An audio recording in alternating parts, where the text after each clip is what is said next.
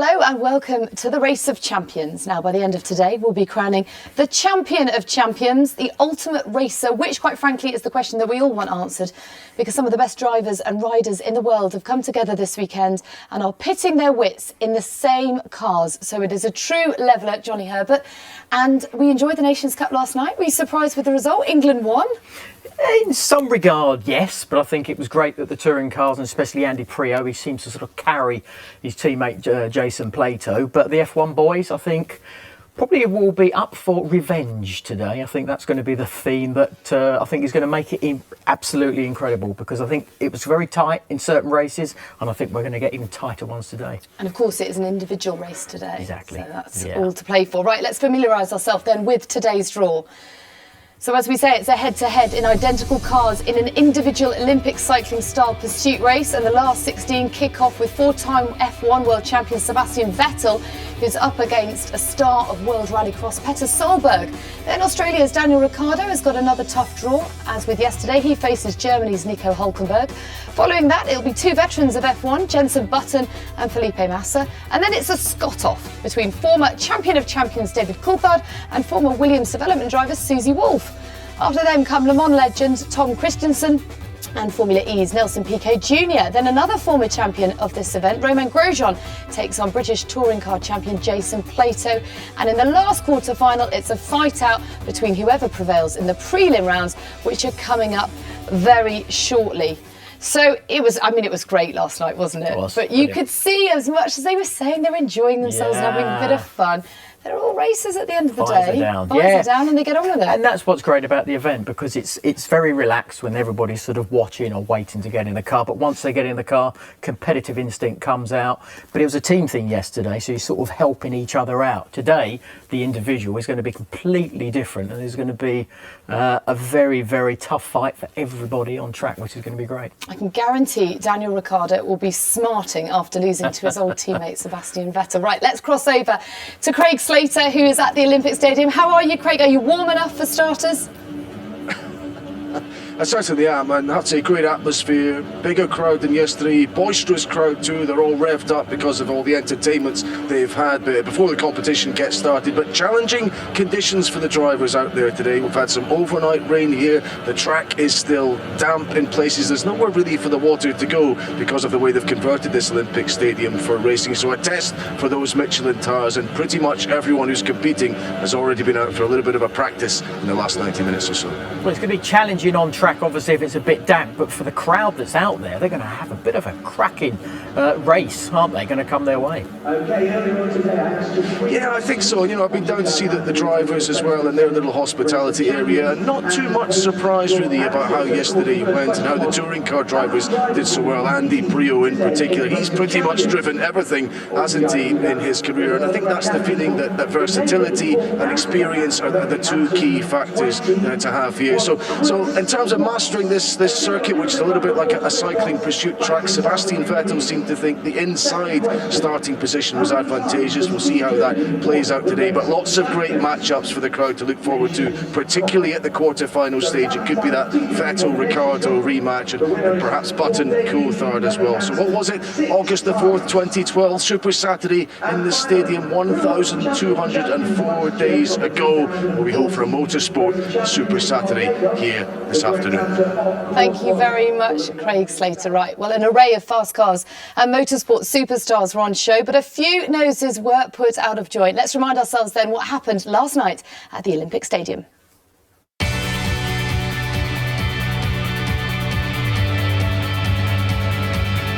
Jenson Button, 2009 Formula 1 champion. Oh, this is going to be tight. There he goes, and oh my goodness, can't tell. You cannot call that.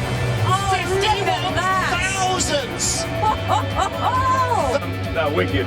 To me, DC is probably the most difficult thing in one of those things. Can Button bring it to the line, or is Plato going to put them through 2-0? I think Plato had it.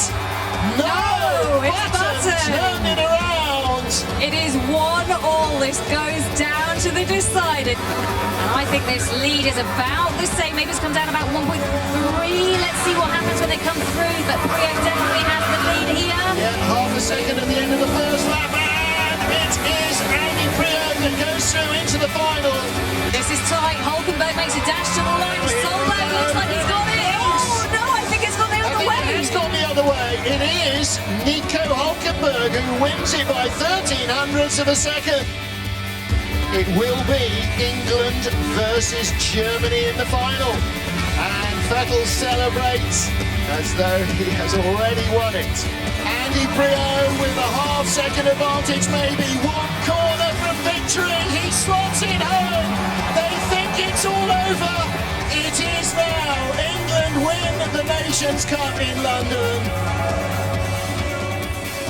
So very tightly fought competition there and some big celebrations. I would put money on Plato and Priaulx having something of a hangover this morning, Johnny Herbert. What do you think? I would think so, and they deserved it after yesterday. But I think today's going to be a completely different story. So it's a clean slate, and everybody will be thinking about where they're going to start, because Sebastian Vettel has been very sort of smart, hoping that he's going to start on that inner side, because they actually get an extra little run of warming up the tyres before they actually get to the start. The guy on the outside has about 200 metres before he gets there. Doesn't really have a chance. So all of them will be hoping, fingers crossed, that they can get on that inside. Now, I would think it would be a fairly emotional day for Susie Wolff, the last time she'll be pulling on her race suit. Yeah. She's obviously retired from Formula One and her role as development driver for Williams, and saying goodbye to all the other her colleagues from the F1 paddock. Yeah, exactly. And again, she was always very popular in the Formula One paddock. And of course, she's a DTM driver as there with Pascal Wehrlein, who's the champion this year. But of course, she raced with David Coulthard and actually gave him a good run for his money as well. So she's not slow, and she's going to be hungry today for a good result, because it's going to be her last chance to race all the races on track. Absolutely, and she's absolutely inked her name into the history books by becoming the first woman in 20 years to take part in a practice session. Let's have a look then at the lineup today and those mouth-watering competitions. We've obviously got Ricciardo and Hulkenberg, we've got Massa and Button, and Coulthard and Wolff. Amongst others. I mean, obviously you're going to mix up the disciplines as well with Vettel and Solberg as well. So how do you see that going? Who is the main competition today? Well, I think to start off, I think in round one we've got Wehrlein and Priaulx. So I think that one's going to be tight, but Wehrlein, that DTM champion that he is, did very, very well last year. Didn't win it, but was very, very close. So that's going to be a tight battle. And of course, then you've got the F1 drivers at the same time. Sebastian, we know how good he is. He's done a few of those. Danny Rick is the first time here, like Hulkenberg. And again, we haven't seen much of Tom Christensen either. And he's always going to be a bit of a dark horse as well. So we've got a nice mixture of drivers. And one guy we haven't seen much of either is Ryan Hunter-Reay as well, the Indianapolis champion as well. So we've got some good guys. Well, we're going to see him up next. Let's cross to our commentary team of Jenny Gow and Martin Haven.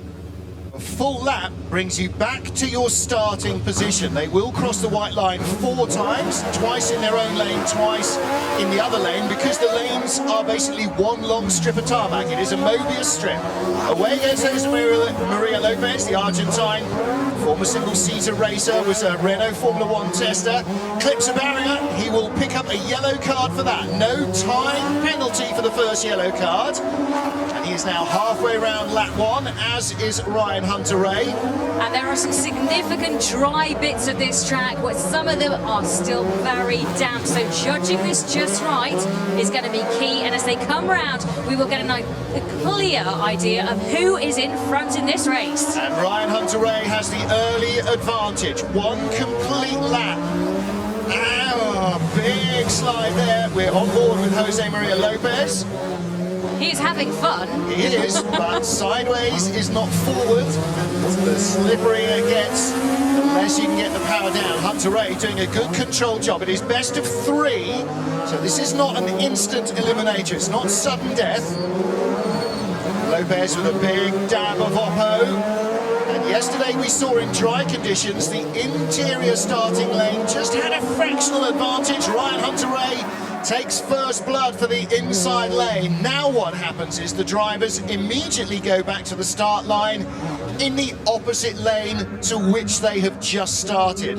So you get 1 in the interior, 1 in the exterior, and if a deciding run is required, you go back again, you revert to your original starting lane. And again, who starts inside and outside, all pre-drawn at random. But Ryan Hunter-Reay 1-0 up, and that means now Lopez must win 2 in a bounce. Yeah, you can tell Ryan Hunter-Reay from that bright yellow race suit that he wears whenever he goes out to compete. Now, he has slightly taken a wrong turn, so he is in the process of just having to go around the track, so he will definitely have more heat in his tyres when the second race and the deciding race gets underway. He's speeding his way back to the start line. Obviously, this is the first time some of the drivers have ever taken part in Race of Champions, and it's certainly the first time they've ever taken part on this track. And it's also the first time that we've had this format where they don't go out and change into another car for the next race. They remain in the same car. Not everybody will use ROC buggies, but in every round, every head-to-head matchup, drivers will remain in the same car. So we're all set for this second race. Will Hunter-Reay do it in 2, or can Lopez force a third heat? Lights are starting to go on, Martin. Lopez must win now in the black helmet. There's Ryan Hunter-Reay, away he goes. Good start from Jose Maria Lopez from the interior lane. The drivers were talking yesterday after practice, where no driver practiced in the same car as any other driver on track with him. They weren't quite sure how much you'd see and how little you'd see, but this coming towards your rival, of course, is totally alien to any racing driver, so it's a really difficult thing for them to judge, and quite often we've seen drivers believe that they've lost only to be surprised to find out that they've won, and vice versa. Oh, this is close, Martin. Look at the split. There are just 2 tenths in this. At the moment, Lopez is taking far more curb. Hunter-Reay, a very delicate style, but which is going to come out on top? Well, Lopez must win this to go through. He must win 2 in a row. And if Hunter-Reay takes it, then Hunter-Reay goes through. But at the moment, the advantage is marginally with Jose Maria Lopez, and Ryan Hunter-Reay thought that that was the end of the race. Well, the fire coming out of jets might have signified to some that was the end of the race, but the checkered flag was not shown. That was half a lap early, so yes, the pyrotechnics going off early. Ryan Hunter-Reay and Jose Maria Lopez both had half a lap to go, so they will have to now do another race and then possibly a 4th to make it a 3rd. This has not... well, there you go. This is what happens when you introduce a brand new format. We like fireworks and pyrotechnics. They're very exciting, but when they go off at slightly the wrong time, it does mean it's a little bit confusing for our drivers. Now, for both drivers, the tyres are now rapidly losing temperature. Air temperature is probably 4 or 5 degrees today. Track temperature probably 4 or 5 degrees less than that. It is definitely very low single digits. And look at the precision on that slow-mo replay. Not only did he take just enough curb, but wide-eyed just avoided the barriers as well. And that's what you need. You know, the drivers are all very jokey and very light-hearted and hugely relaxed, Jenny, with each other. But helmet on, belted in and visor down, they do what they do every day of the year. They compete. Absolutely. Let me tell you a bit more about Jose Maria Lopez while the cars get themselves back into place. He's Argentinian, 32 years of age, and his career highlights in 2014 and 2015. He is the World Touring Car Champion. So coming into this with very good pedigree. He competed last year, so this is his 2nd year competing. And as the cars get back into place, can we tell you a bit more about Ryan Hunter-Reay as well, the American who comes here with a very solid pedigree. He's done plenty of these events before. 35 from the US, it's the 3rd time he's done this.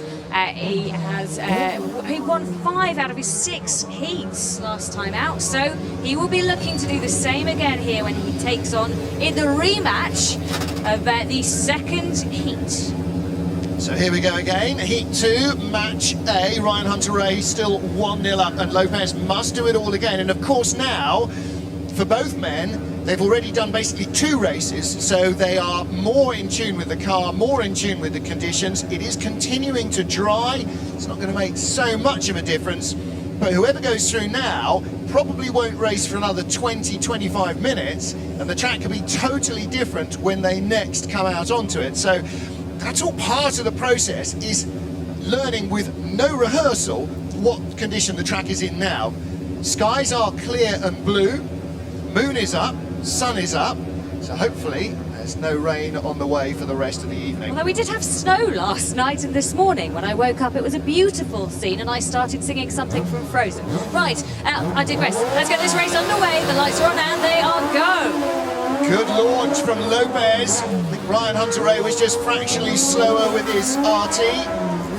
See the way the exhaust Oh, glows big bright slide red. from Lopez there on the left hand of our monitors. Really big slide. Watching Ryan Hunter-Reay, IndyCar champion and Indy 500 winner, and Lopez taking a lot of curb there.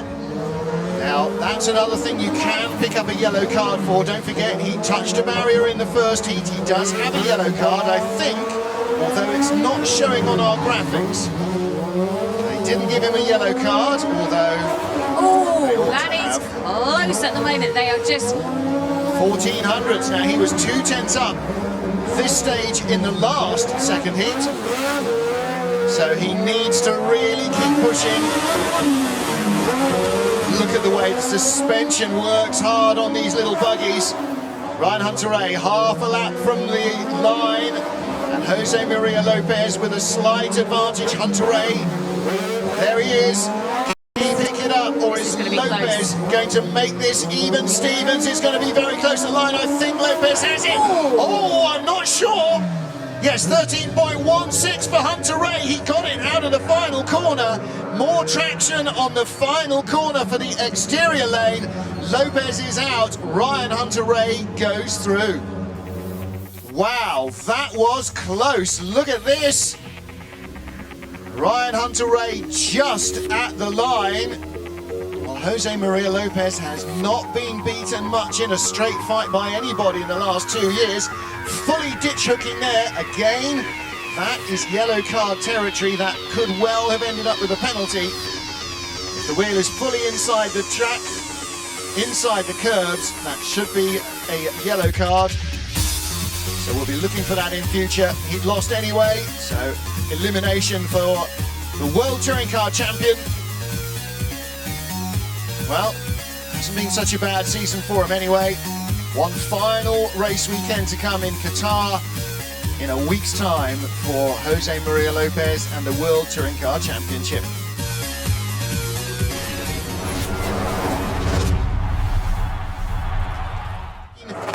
Deutsche Tourenwagen Meisterschaft champion, Otherwise DTM known as champion. DTM, yeah. And Andy Prio, 2007, 8, 9 World Touring Car Champion, and before that the European Touring Car Champion, racing in 2015, of course, in the British Touring Car Championship. So white for Prio, black and red for Verlaine. Let's see if the youngest driver in the competition can go one up against one of the most experienced touring car drivers in the business. Away they go.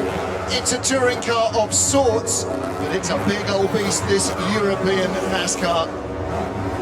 540 brake horsepower, 5.7 litre stock block V8. So Pascal Verlaine is a Formula One reserve driver at the moment for the Mercedes team. He is looking good, but in the other side, it was Prio had a massive problem getting around that turn. Let's see as he glides and drifts around where they are as they come around the first complete lap. Verlaine with a 3/4 of a second advantage, maybe more. So 0.79, and Prio got in too deep on the second part of the lap. Just had to really check the car up. And if you lose momentum in these things, try to get it to turn and then get the power down, very tricky indeed. Germany managed to win, yes. Germany were defeated yesterday in the ROC Nations Cup. But can Germany come out for revenge today as they take on the English in this, the second heat? Well, Verlaine wasn't racing with Germany yesterday, was he? Oh, and that's a comfortable win for Pascal Verlaine. Andy Prio now is in the Jose Maria Lopez position. He must win the next two to stay in the competition. So they've got the message, they are coming back round to the start, so they'll now be on the opposite side for the start. Let's have a look at what happened in that heat. How did Prio manage to lose it? You can see there, he almost took the wrong turn. A huge handful of understeer there, wasn't it? As you can probably imagine, not many of the cars are designed for a 500-metre track. Just hearing this is Pascal's least favourite car for NASCAR because it's a beast. It's so different to what he's used to driving day in, day out. In DTM, it's a little bit different. Formula One car, massively different. But both of them will go again. It might be his least favourite, but he showed he's very capable in it for the first of the heats. Andy Priaulx in the white car on the inside lane, must win to stay in. Verlaine is 1-0 up. Away they go, trying to find traction somewhere. Tricky first turn on that inside lane is what caught Priaulx out in the first encounter. Once you go behind in these cars, you pretty much need a mistake from your rival to be able to come back. Priaulx power on out of the last corner on the inside, and Verlaine finds exactly the lap of grip that Andy Priaulx had. And Priaulx will come round to find yellow flags are out, red flags are out, so that's a 1-1 result. Verlaine stuck in the gravel, and we are going to require some heavy lifting kit to get him back out, possibly. Come on, flex your muscles. We can do this. Let's push him back. I mean, this was the scene of Greg Rutherford's triumphant Olympic medal. Let's just take a look at what happened. He ended up in the sandpit. How did he do it? It didn't turn. Too late. Well, that's the competition that you really want to see, Verlaine versus Priaulx, and Verlaine has said that wasn't his favourite car, his least favourite car of them all, but the conditions playing a factor there, I'm sure. A little bit. I don't think it'd be Andy's favourite car either. No. They're quite tricky things. They've got about sort of 500-600 horsepower, and they are basic as anything inside. They've got a stick shift, which some of them are not used to. So it's quite a beast to drive. But again, with those damp conditions, we saw Andy have his problem in the first race.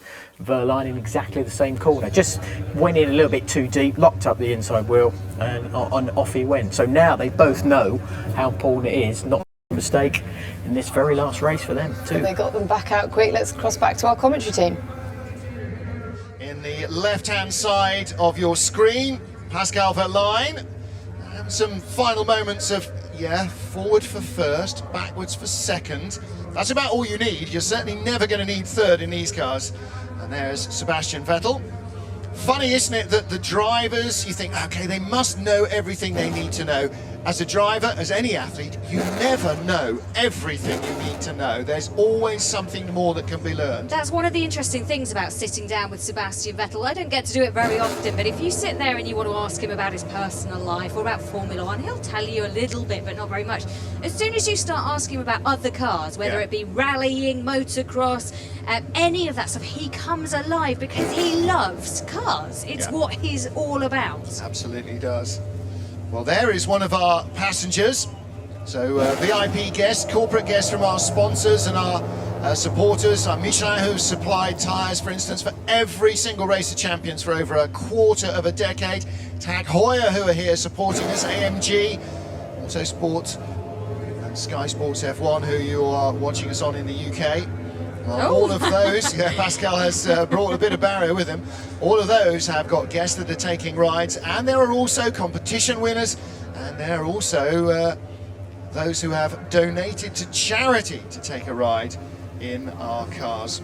And it is a hell of an experience. We're very fortunate to be in a few practice runs and a few times during competition, to be sitting alongside a driver in such tight confines and just be in awe watching what it is they're doing to control a NASCAR around a 500-metre track. It's ridiculously to crash like that as well is quite an experience because not many people do it, and when you do it and you don't get hurt after it, you suddenly go, okay, so that's what it feels like. Looks like there might be a problem here for Pascal Verlaine. He was talking to the chief steward for a while, so it looks like he's going back round and back into the large paddock area where the technicians may well have a look at that NASCAR and just try and help him out. Well, now the theory is that if we have a mechanical, we're going to send this heat back to get the mechanical sorted and bring the next heat in. Nobody's quite compared or conveyed that information yet to Andy Priaulx, but I think they're about to.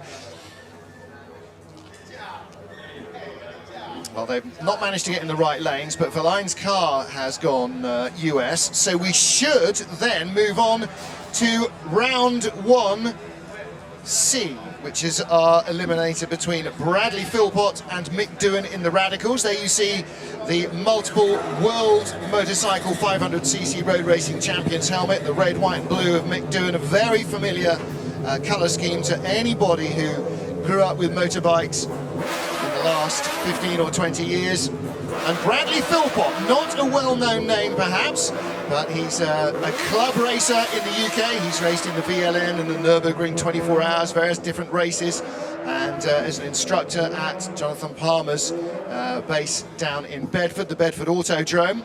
And he won a social media vote to come in and into a final in the ROC Factor and won himself a place in the Race of Champions. He will go out next, and you hear that it sounds like a sticking throttle. He said, I gave it full gas, and then he was doing it didn't come back up. So it sounds like a throttle pedal, and that would explain why he went straight on with really very little attempt to turn.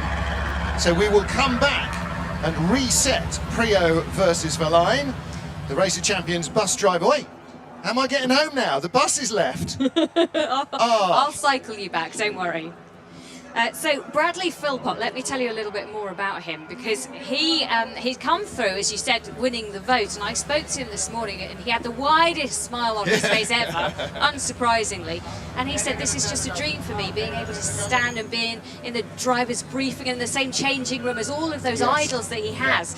And you know, he's a very good driver. He just never quite made it to the top in motorsport. Well, it's what motorsport is predominantly comprised of. People who go out, find their own money, or raise their own money, or use their own money to go racing, and that's what club motorsport is all about, and it's what most people do. But you know, for us, it's a real honour to be able to meet these guys and spend time with them. Never mind get out there in a car and race with them. That, I mean, that is the chance of a lifetime. So you can see Bradley Philpott now on your screen. That is him. He is all ready to go and really looking forward to this chance in the Radical. So he will be on the inside line, which last night people were saying had a slight advantage. So let's see. This is Bradley Philpott, what he looks like without a helmet on. He's the 2013 official Peugeot Nürburgring driver. Yeah, class winner in the 24 Hours in 2013. And a big karter. He's done lots of club racing in the UK, and now he is up against a multiple 500cc world champion, an absolute motorcycling legend. Judging by the look of him today, a bit of an animal to party also. I tell you what, Mick Doohan was on fire earlier though in the skills test, so let's see what he can do when he takes out this. So the first of the head-to-heads, Mick Doohan, there's the onboard camera with the great Aussie. He's been doing a little bit of practice at home on dirt tracks in Queensland, close to his home on the Gold Coast. But nothing, I'm afraid, that will prepare him for the Radical SR3. First time we've used the Radicals today, but also the first time ever in Racing Champions for the British mark. He's lightweight, two-seat sports prototypes, very quick indeed, very grippy, high aero these cars, but at the speeds we're doing here, you're not going to see much of that as they come to the end of the first complete lap.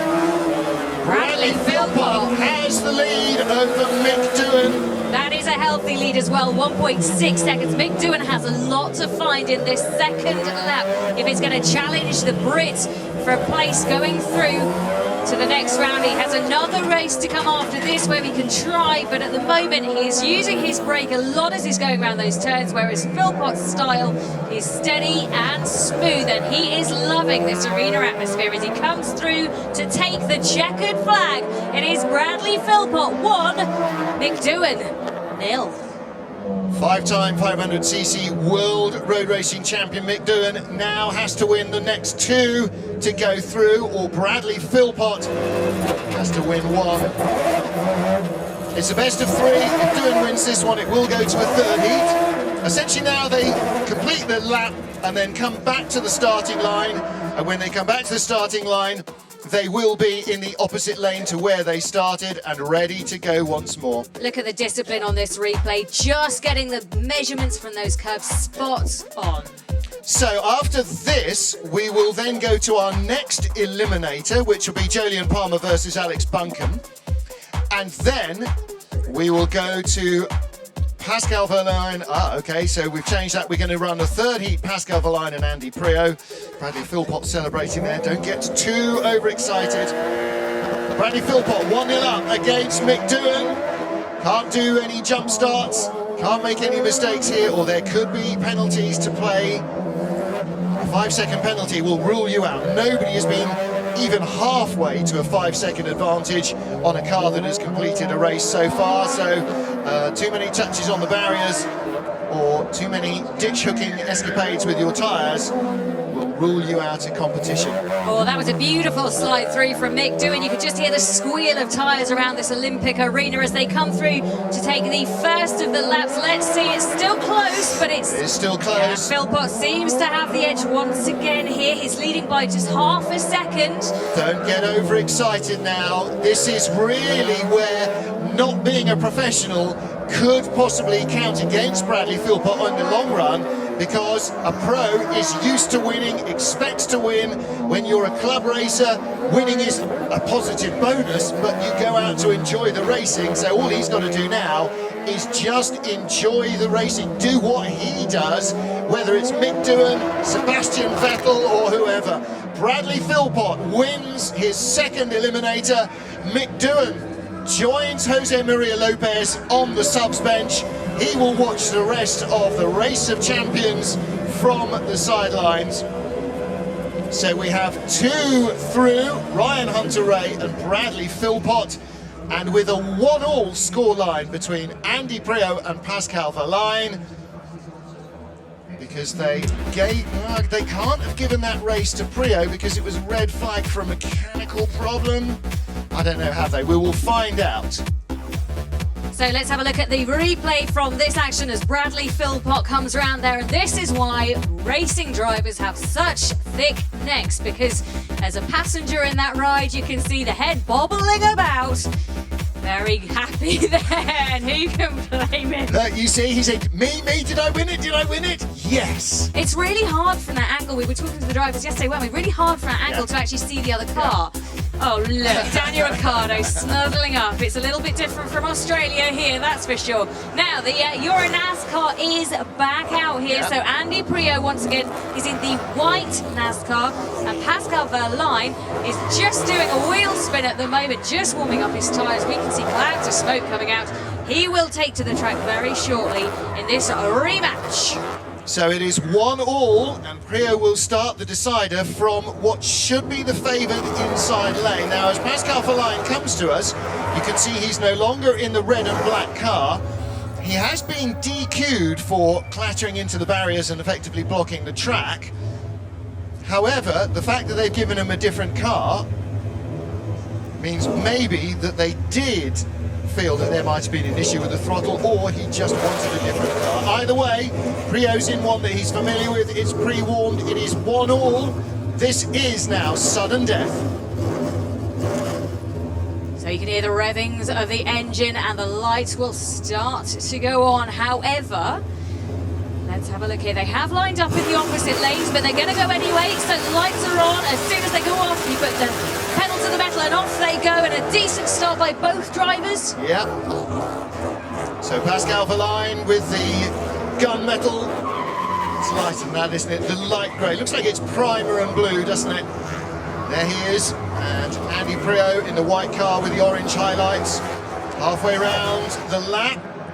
So it's hard to judge at that stage for the driver where you are. Pascal Verlaine really drawing a short straw with this. He's not got to grips at all with the NASCAR, with its big rock crunchy gearbox and with the manual shift and requirement for the clutch. And Priaulx has a slight advantage. Not much though, look at that, Not 800. even a tenth.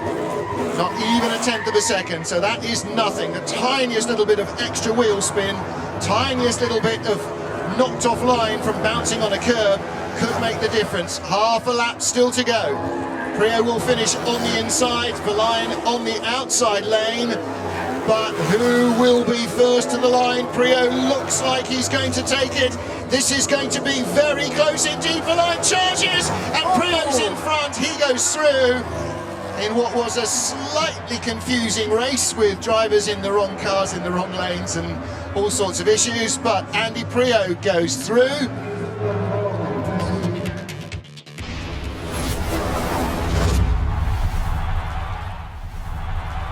But it is Heat 1 of Match D with a Battle of the Brits as we get ready to go here at the Olympic Park. So Alex Buncombe with the orange highlights and the white upper deck of the KTM crossbow marks out Jolyon Palmer. First of potentially 3 races between them. Have we had a 3-run eliminated? No, we haven't. Yes, well, only Lopez if and Hunter Ray.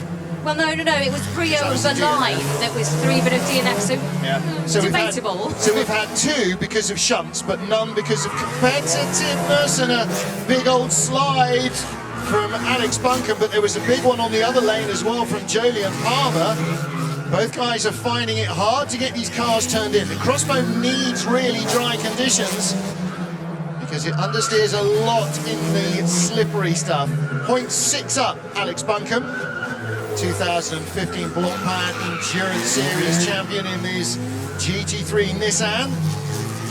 And of course, Jolyon Palmer will be a Formula 1 driver next year. He's been a reserve driver all this year, but he gets upgraded and will take Romain Grosjean's place at Lotus. And Grosjean will move aside and go to the Haas team. So it's not quite American yet. So they come around the final turn of this race. Who will take it?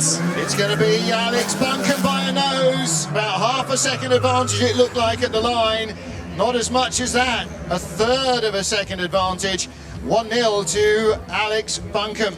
Raced yesterday for Team Somerset, or Team England 2 as it's known, but since he and teammate Jenson Button both come from that gorgeous county, they were instantly named Team Somerset. And there is the margin. That's what a third of a second looks like. It's basically the length of the KTM crossbow. And that was the big slide, I think, that cost Jolyon Palmer a chance to win that one.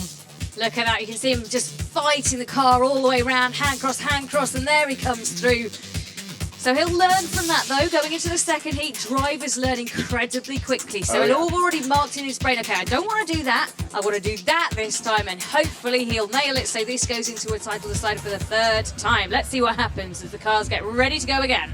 You've got to battle a very stiff and light car with a light front end, which means understeer, and a turbocharged engine, which means more understeer if the power comes in the wrong place. And as your passenger in the KTM, you've got to try and keep your arms out of the machinery and leave the driver all the elbow room. He's got really busy hands there from Jolyon Palmer. He knows now it's all or nothing. He's got to win. Buncombe has that moral advantage, and Buncombe just the tiniest rub against the wall perhaps, but it was certainly wet where his rear tyre went. So as he turned into the next left-hander, that right rear outside tyre would have had very little grip. This is squealy time. Oh, a big jump at the curb there. Let's see how this stacks up. Buncombe's in front, and again it looked like about a third of a second. No, 6/10, that's a decent advantage. Buncombe has to give this one away now to Palmer for it to be even Stevens. But on this tight, twisty and still damp track, you never said, oh, a big fight of that car for Buncombe as he came across the start-finish line there. That will have cost him a little bit of time. You'll notice that all the passengers in all the cars are on the outside, so that concrete wall is coming up to Al Buncombe's passenger all the time. As Buncombe takes it, it's 2-0. Jolyon Palmer eliminated, and Al Buncombe goes into our heat of 16. Which means Palmer will take the escalator of shame up to the driver's lounge and maybe come and have a chat with us as well, because we know one thing that he and his dad both do very well apart from driving is taking a bit of the mic. So let's see if we can persuade him to come up here, but have a look at this action. Oh, little kiss. Little kiss of the wall from Al Buncombe. And in theory, that could have earned him a yellow card. A yellow card is not a problem. 2 infringements could well be, though. Look at this. Yeah, just the tiniest of rubs. Didn't even collect much of that banner to go home with, did he? So, with good driving style. Now, the guys who are organising the passengers have a job to do as well, because obviously nobody wants an unfair advantage. The cars are all very light, with the exception of the NASCAR and the Mercedes, but what they want is to know that if they've got a 90-kilo passenger, then their rival hasn't got a 75-kilo passenger. So So Paul Evans and the guys who are putting people into the cars, one of the things they need to do is make sure they know who weighs what. How rude, you can't ask a lady So you don't that. get a 5'2" girl and a 6'10" guy in KTMs on the start line alongside Let's each have other. a look at the draw, shall we? We can see the finals going through to the last 16. It was Ray and Prio and Philpott and Bunker making their way through. I have updated our graphics. Well, let's hear from Bradley Philpott, a man who is living the dream. Bradley, so it's quite a fairy tale story. You won the ROC Factor, and then because of Lorenzo's injury, you get to race in the Race of Champions against all these drivers, and you're not buckling under pressure. How are you feeling? I'm feeling pretty good so far. One car down. I don't know what we're in next, but I know I'm against Alex Buncombe, so he's going to be tough to beat. And how does it feel to be competing against? I mean, look at the helmets behind you and the names that you're competing against. Hopefully it's not too obvious that I'm desperately trying to contain my my massive excitement. So it's unbelievable. It's been the best couple of days of my life, and I'm going to try and make it continue for another half an hour more. Good luck, thank you. Thank you. I bet you can't quite believe that, can you, Johnny? No, pretty good. But looking forward to it now because the track starting to dry. It's all changing lap after lap. It's going to get faster and faster. So the mistakes are still going to be there at the present time. Now with Sebastian Solberg going head to head, you've got a rally man against a very good wet Formula One man. And how do you think they'll fare in these vehicles? I think they'll be absolutely fine, but I think at the end of the day you would think Solberg, because he's the one who's used to the drifting around, but I think Sebastian will give him a good old run for his money. It's going to be tight. Okay, back to commentary. He's been in finals, but he has never won outright. Long hold here, but the lights are now on. Let's get this race underway.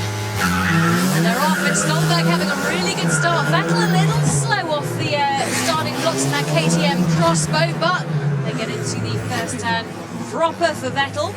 Not since 2010 has Vettel got as far as the semi. He's a big lock up there from the German driver in the Austrian car. Solberg has never made it to the semi-finals of the Race of Champions.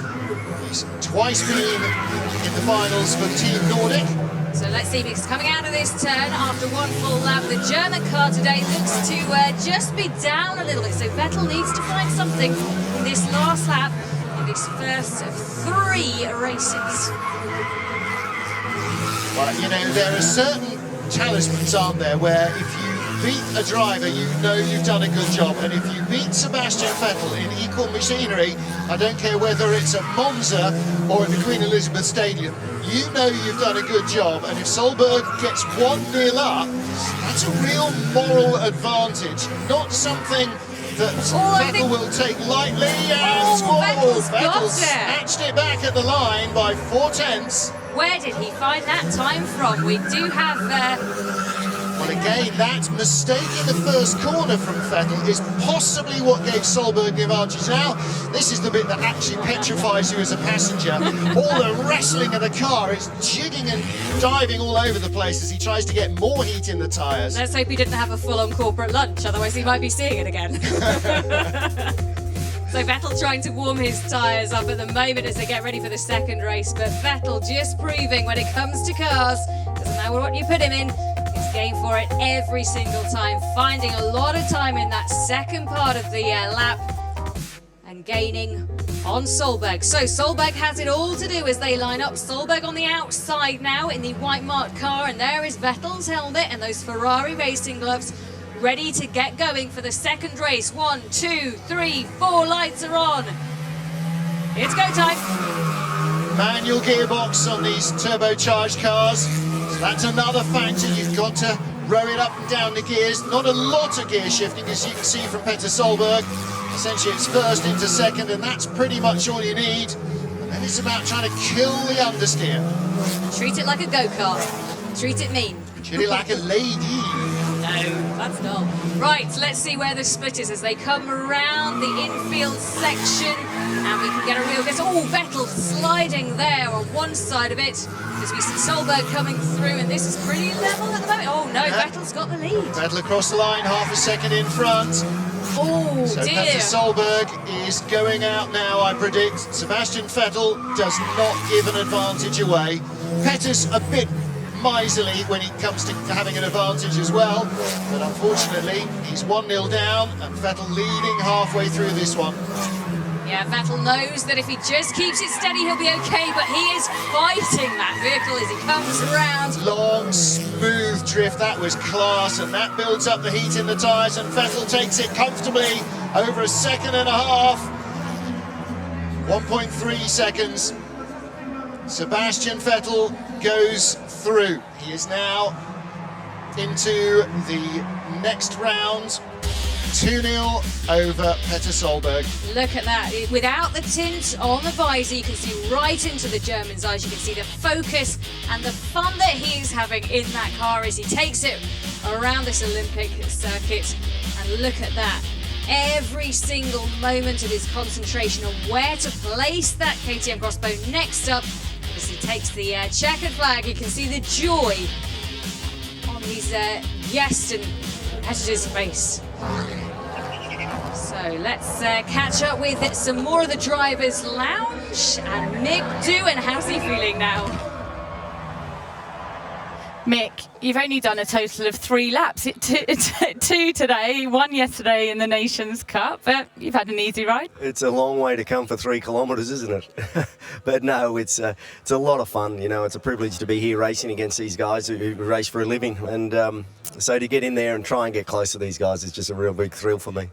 Out in the stadium again, but a new format with the pursuit style. We've just seen Vettel, I mean, he's won, but he's kind of struggling a bit to keep it in the lines there, isn't he? How hard is it there? Well, it's pretty damp out there. It's pretty slick, you know, so there's not a lot of grip out there in the dry. So with these trying conditions at the moment, it's difficult. So it's really, as you've seen yesterday, it's going to be anybody's race out there today. Thanks a lot, Mick. Cheers. So Azzy Farney there in the Drivers' Lounge in the warmth as she speaks to Mick Doohan, and we are ready to go. So we have Daniel Ricciardo against Nico Hülkenberg in the Mercedes. So first time we've seen these cars again today. Another debutante at the Race of Champions, the AMG SLS GTS. 4-litre V8 twin-turbo powerhouse. This looks to me like it should be up Hülkenberg's Strada, because he has come from a DTM background and fought his way all the way through, hasn't he? Strada or Strasser? Strada. Straga. Oh, yeah, the Straga as well now. Okay. Excellent. When we say about pedants, what were we talking about? Right, let's get back to the racing. So at the moment, Hülkenberg has the advantage by just over half a second. Daniel Ricciardo needs to find some time here. Yeah, the Aussie a little bit out of form yesterday, I think. A win here is definitely going to make a big difference to him, because that will just boost him full of confidence. Of course, it'll mean that Doohan's at the bar earlier, but, you know, win some, lose some. Don't put 2 Australians at the bar at the same time, though, would you? So they come around the last turn, and it looks like Hülkenberg is in front here, and yes, he takes the first win. So Hülkenberg with victory over his Formula One colleague, Daniel Ricciardo. So they'll make the loop around again, and off they get ready to go for the second heat. Now, I am going to vacate my comfortable seat because we have a special guest for you here. Jose Maria Lopez has taken the escalator of shame right up to the top floor and joined us. I'm handing over my headphones and commentary position to you. Jose Maria, enjoy yourself. Here we go. Here we go. So, joined by Jose Maria Lopez, talking to him, not about him. So, as the drivers get ready to come to line, Nico Hülkenberg 1 up. And that means Daniel Ricciardo must win 2 now. What are conditions like? Yesterday was dry, today a little wetter. Is it more slippery today on the track? Hi everyone, and early finish for me. But this show how difficult it is. You know, every single car has a different grip, and also the track is changing every time. You know, so you need to really adapt. And you can see some guys, you know, like Sebastian Vettel and Hülkenberg. You know, they can adapt so quickly at the conditions, you know, and this show how good they are, you know. And it's been a while since you raced. The last rear-wheel drive car you raced was BMW 2 or 3 years ago in the World Touring Cars back at home, but you're mainly a front-wheel drive man, so that makes it harder as well, right? Yeah, of course it makes it harder. It's not an excuse, but yeah, I mean, of course, I'm used to accelerating and the front moving instead of the rear moving. So you need to adapt, and at the same time, you know, we have to drive sometimes the boogies, and it's a kind of a rally thing, you know. But it's very funny, honestly. Hulkenberg with the advantage, 0.2 of a second up. Can you tell when you come to the line every time whether you're in front or behind? Yeah, especially when you go out from the last corner, you know, you can see the other car, and it's sometimes when you feel like you're tight, you try to accelerate before, and the feeling is nice. You don't have this kind of feeling on the track. It's something special. So it's like a street race coming to the end. Nico Hulkenberg is going to go 2-0 up. Daniel Ricciardo staged a great comeback there to the line, but it is Hulkenberg who takes it 0.4 of a second. 2 wins for Nico Hulkenberg. So our Le Mans winner goes through, and our Red Bull Grand Prix driver goes to the escalator of shame. That's how close it is. Daniel doing his thing on the...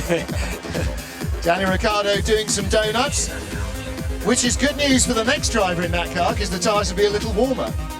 Yeah. Also, you know, the cars are, sometimes depending on how they use it, but we have the chance to warm up, a little bit then when we go in the track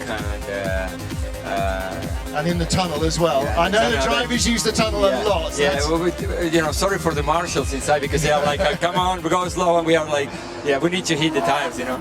So Sebastian Vettel and Nico Hulkenberg, it will be an all-German quarter-final A.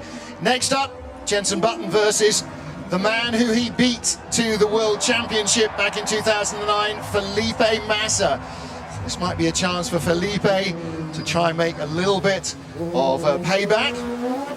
We had a race with a Massa earlier on. We had a pedal kart race with Filipinho, his young son.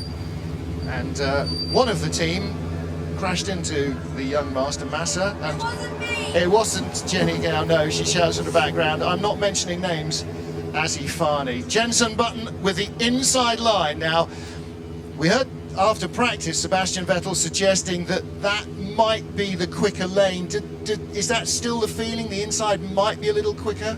Yeah, the only difference is that you run a little bit longer to arrive to that lane when you exit from the inside of the stadium, so you have the chance to hit a little bit more of the tires. Okay.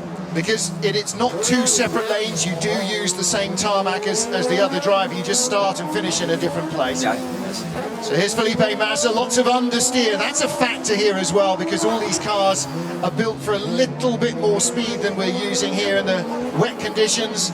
Certainly not as wet as it was in practice on Thursday. It was like a bath, wasn't it? And these open cars, you get all the water. Yeah, and especially these bogies, you know, they transfer the weight so quickly between the front and the rear. Is that when you brake, you have massive oversteering, then you accelerate and you have massive understeering. So you need to find a way. So at the moment, it is very close. Jenson Button with a slender advantage over Felipe Massa. 0.17 of a second. Halfway through the second lap, great shot there of the 3 pedals. And Massa is coming back at him.